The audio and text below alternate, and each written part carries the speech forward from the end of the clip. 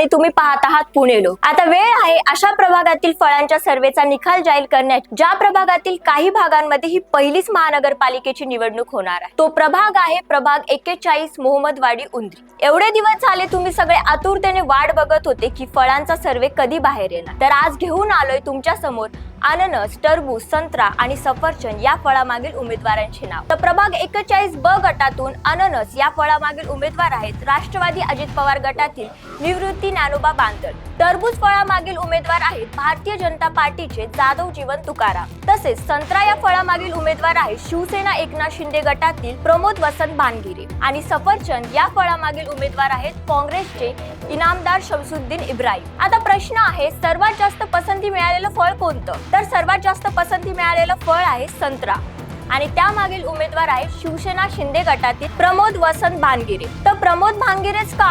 या प्रश्नाचे उत्तर आम्हाला मतदारांच्या सोबत केलेल्या संवादातून समोर आले आहे। मतदारांचे म्हणणे आहे की प्रमोद भानगिरे हे सर्वसामान्यातील नेतृत्व आहे आणि येणाऱ्या काळात ते प्रभागातील विकासासाठी वाटचाल करते। त्यामुळे संत्रा या फळाला जास्त पसंती मिळाली आहे। आता तुमच्या समोर जास्त पसंती मिळालेल्या फळाचे नाव आणि त्यामागील उमेदवार स्पष्ट आहेत। आता तुम्हाला काय वाटतं ते तुम्ही कमेंट मध्ये कळवा आणि पाहत रहा पुणे लोक।